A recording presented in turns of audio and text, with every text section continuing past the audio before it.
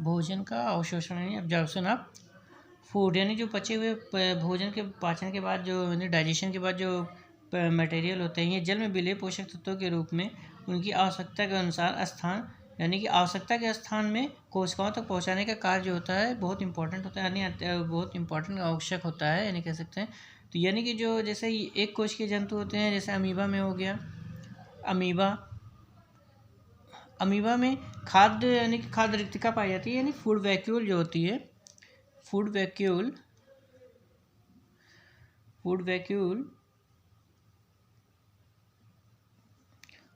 यानी कि भोजन जो होता है फूड वैक्यूल के माध्यम यानी एक कोश के जैसे होती है। इसमें खाद्य रिक्तिका में फूड वैक्यूल में पोषक पदार्थ जो होते हैं, पचे हुए पदार्थ तत्वों को सीधा यानी कि यहाँ से फूड वैक्यूल पाई जाती है, जिसमें भोजन एंट्री करते हैं और इसमें इसे डाइजेस्ट कर दिया जाता है, और डाइजेस्ट होने के बाद ये सीधे कोशिका द्रव्य में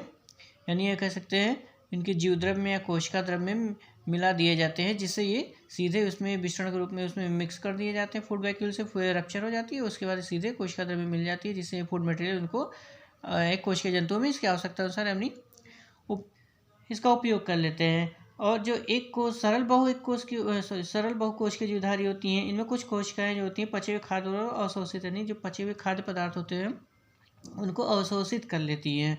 और अवशोषित करके यानी कि जो सरल बहुकोश की होती हैं कुछ कोशिकाएं पाई जाती हैं जो इन खाद्य पदार्थों को अवशोषित करके जहां आवश्यकता होती है इन कोशिकाओं के माध्यम से उन कोशिका स्थान पे वहां तक इसको पहुंचा दिया जाता है। लेकिन जैसे स्पंज में होता है, लेकिन जो अकशेरुकी जंतु होती हैं यानी इनवर्टिब्रेट और या उच्च श्रेणी के कशेरुकियाँ होती हैं, उच्च श्रेणी के कुछ अकशेरुकी ये जंतु जो होते हैं, इनमें जो भोजन होता है यानी जो डाइजेशन पार्ट होता है, डाइजेशन के माध्यम से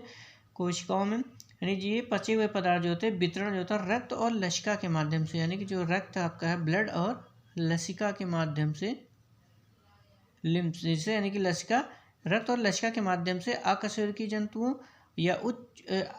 कशेरुकी जंतु या उच्च अकशेरुकी जंतुओं में लसिका के माध्यम से और रक्त के माध्यम से उन आवश्यक अंगों में वहाँ पहुँचा दिए जाते हैं। यानी जो पचे हुए भोज्य पदार्थ होते हैं यानी डाइजेशन जो होता है इंटेस्टाइन में होता है, उसके बाद जो पचे हुए पदार्थ होते हैं इलियम यानी क्षुद्रांग जिसे कहते हैं, यानी इलियम जो होता है इस स्थान पे अवशोषण जो होता है यानी इसका जो अवशोषित एब्जॉर्प्शन किया जाएगा फूड मटेरियल का इलियम में होता है, इलियम वाले भाग में होता है। इलियम में जो होते हैं इस तरह से ये आंत मतलब जो लीवर पाई जाती है इस तरह से छोटी आंत जो होती है इसमें जो होती हैं बीच बीच में ग्रोप टाइप का इस तरह से स्ट्रक्चर पाया जाता है जिसे विलाई कहा जाता है। ये विलाई जो होते हैं जो इसके रसांकुर की क्षमता को यानी कि जो रसांकुर होते हैं यानी विलाई या रसांकुर ये अवशोषण क्षमता के एरिया को बढ़ा देते हैं। ये स्ट्रक्चर इस तरह से होते हैं, इसमें दिखाया गया जैसे ये आउटर जो होती है कोशिकाएं होती हैं, इसमें अक्षीर वाहिनी यानी कि अक्षीर वाहिनी जो उसमें होते हैं इसमें वेसल्स होती हैं, लसिका वाहिनी यहाँ पे है, लसिका वाहिनी धमनी होती हैं, सिराएँ पाई जाती हैं। उसके बाद ये अमीनो अम्ल जो ब्लड सेल्स होती हैं ये ब्लड सेल्स होती हैं, इसी में अमीनो अम्ल वशीय अम्ल ग्लिसरॉल ये सारी चीज़ें जो होती हैं ये मिक्सअप होती हैं, इन्हीं को जो होती है इसको अवशोषित की जाती है, यानी कि जो रसांकुर पाए जाते हैं इन भोज्य मटेरियल होते हैं लसिका इनके माध्यम से इनको ऑब्जॉर्व कर लेती है, और इस तरह से विलाई बनने के कारण जो होती है यानी भोज्य मटेरियल जो होता है यानी पचा हुआ डाइजेस्ट मटेरियल जो होता है इनको उस स्थान मिल जाता है, यानी कि उस स्थान में काफ़ी देर रुके रह सकते हैं जिसके माध्यम से इसको आसानी से एब्जॉर्ब किया जा सके, यानी कि टाइम मिल जाता है जिससे वो एब्जॉर्ब करने में उसको समय मिलता है जिससे वो आसानी से एब्जॉर्ब किया जा सकता है। इसमें जो होता है अंदर रुधिर यानी कि जो अंदर रुधिर पाए जा रहे हैं ये सिरा और धमनी रुधिर कोशिका और लसिका पाई जाती है, इन्हीं में जो होता है एब्जॉर्प्शन किया जाता है जो ब्लड कैपिलरीज और लिम्फ कार्बोहाइड्रेट तथा प्रोटीन जो होते हैं ये पचे हुए अवयव जो होते हैं इसमें ग्लूकोज और अमीनो अम्ल होते हैं ये रुधिर में अवशोषित हो जाते हैं, यानी रुधिर नलिकाएं जो पाई जाती हैं इसके माध्यम से अवशोषित यानी जो पचे हुए मटेरियल होते हैं रुधिर के माध्यम से अवशोषित करके इन विलाई के पास पहुँचते हैं, जहाँ पे यहाँ से ये डायरेक्ट कोशिकाओं में मतलब जो आवश्यकता होती है चूषकांक जैसे पाया जा रहा है यहाँ पे ये एब्जॉर्ब करके उसको पहुँचा देती हैं। लेकिन जो वसाएँ होती हैं ये वसाओं से जो पाचन ग्लिसरॉल और वसीय अम्ल बनता है ये जो होती हैं मेन लसिका वाहिनी इसको एब्जॉर्ब कर लेती हैं। जो लसिका वाहिनी है ये जो वसीय अम्ल और वसा जो अमीनो अम्ल होता है इसको ये लसिका वाहिनी एब्जॉर्ब कर लेती है, बाद में फिर से वापस ये ब्लड सेल्स में यानी कि उसको मिला देती है आवश्यकता से। तो इस तरह से रुधिर में ही जो होती है मतलब कि रुधिर के माध्यम से ही एब्जॉर्प्शन होता है। एब्जॉर्प्शन मतलब ये जो एब्जॉर्ब यानी कि कोशिकाएं जो होती हैं वहाँ से जो पचे हुए मटेरियल जटिल फॉर्म से सरल फॉर्म में होता है उसको लेके अपने आवश्यकता अनुसार लेती हैं। तो इसमें एक दूसरा पार्ट इसमें स्वांगीकरण आता है, यानी स्वांगीकरण जिसे एसिमिलेशन कहा जाता है। स्वांगीकरण जो होता है यानी एसिमिलेशन, एसिमिलेशन जो होता है यानी रुधिर में जो प्लाज्मा पाए जाते हैं इसमें ग्लूकोज लाइपोप्रोटीन पाए जाती हैं, वसी अम्ल पाए जाते हैं, ग्लिसरॉल, फास्फोलिपिड, अमीनो अम्ल, यूरिया, जल और खनिज, नाइट्रोजन पदार्थ, ये सारी चीज़ें मिलती हैं। इसमें जो यूरिया मेन होता है, जो यूरिया है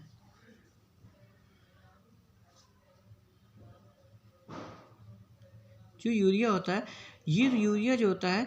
ये एब्जॉर्ब यानी कि इसको जो होती हैं वृक्क नलिकाएँ यानी कि जो कह सकते हैं नेफ्रॉन जो पाई जाती हैं, या कह सकते हैं कि ये किडनी के माध्यम से फिल्टर कर यानी कि जल के माध्यम से जल को एब्जॉर्ब कर लेती हैं, और जो यूरिन होता है ये पूरी तरह से किडनी इसको फिल्टर कर लेती है और यूरिया के रूप में यानी यूरिन के रूप में इसको एक्सपेल्ड आउट कर दिया जाता है। टाइम पे पूरे यूरिन ब्लड में स्टोर होता है, बाद में इसको बाहर कर दिया जाता है। बाकी जो मटेरियल होती हैं यानी जो सभी में जो इसमें ग्लूकोज हो गया, वसी अम्ल हो गया, ये सारी चीज़ें जो होती हैं शरीर की कोशिकाओं अपनी आवश्यकता अनुसार इसको अपने कच्चे माल के रूप में इसको ले लेती हैं, जिससे बाद में उसको कच्चे माल के रूप में लेती हैं। इसके बाद में इसमें जटिल यानी जारण होता है। जारण का मतलब कह सकते हैं ये जटिल पदार्थों का संश्लेषण किया जाता है। संश्लेषण यानी कह सकते हैं कि ये जीवद्रव्य जैसे ये मान लीजिए सेल्स है, सेल्स कोशिकाएं होती हैं, इसमें जो यहाँ पे मान लीजिए ब्लड के माध्यम कैपिलरीज के माध्यम से यहाँ पे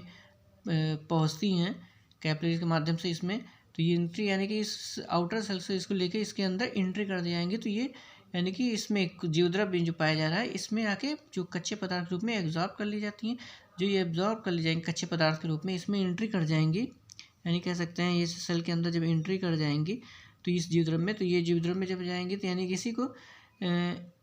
जिसमें इसका आवश्यकता अनुसार एनर्जी के रूप में कन्वर्ट किया जाएगा। तो ये जो फूड मटेरियल जो होता है ये नलिकाओं के माध्यम से इस तरह से पाई जाती है, तो इसमें एंट्री करेंगे जीवद्रव्य में, तो यहाँ पे इसी को एसिमिलेशन कहा जाता है, यानी स्वांगीकरण कहा जाता है। यानी इस जीवद्रव्य में उस फूड मटेरियल को मिलना ही एसिमिलेशन कहा जाता है।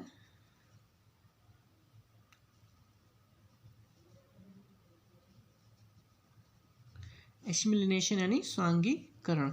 यानी कि जो जीवद्रव्य में फूड मटेरियल को मिक्सअप होना मिलना है इसको स्वांगीकरण कहते हैं। और ये इसको मेटाबोलाइज भी कहा जाता है। बाकी जो होते हैं जल कोशिकाओं में मुख्यतः घोलक का काम करती हैं, जो कुछ पदार्थों के संश्लेषण में भाग लेती हैं और जो इसकी आवश्यकता सकती है। इस तरह से जो होता है यानी कि स्वांगीकरण यानी कह सकते हैं एब्जॉर्प्शन ऑफ फूड जो होता है कैपिलरीज के माध्यम से लिया जाता है। उसके बाद कैपिलरीज जो होती है यानी कि जीवद्रव्य में उसको एक्सेप्ट करके कोशिकाओं में जीवद्रव्य तक पहुंचा दिया जाता है, जिसे एसिमिलेशन यानी स्वांगीकरण कहते हैं। इस तरह से फूड मटेरियल जो होता है यानी कि जो डाइजेशन होता है कंप्लीट हो जाता है और इसमें एनर्जी के रूप में हमारे यूज़ कर लिया जाए। जो हम दिनचर्या यानी कि दैनिक जीवन में जो भी कार्य करते रहते हैं उसमें एनर्जी की आवश्यकता पड़ती है, सेल का फॉर्मेशन में भी काम आती है, या हमारे इंटरनल पार्ट में जो चोट लगती है, टूट फूट होती है, जो डेवलपमेंट या विकास जो भी चीज़ होता है हमेशा बनने का काम करती हैं। उन स्थानों पे भी इसका एनर्जी की यानी कि कोशिकाओं को नेचुरल बनना होता है यानी डेवलप करना होता है, यानी फॉर्मेशन होना रहता है, मेंटेनेंस की जो आवश्यकता पड़ती है उसमें सब में एनर्जी की आवश्यकता पड़ती है। तो इसीलिए जो हम भोजन करते हैं उस भोजन को ये अपने अनुसार इसको उपयोग करती हैं, जिससे हमें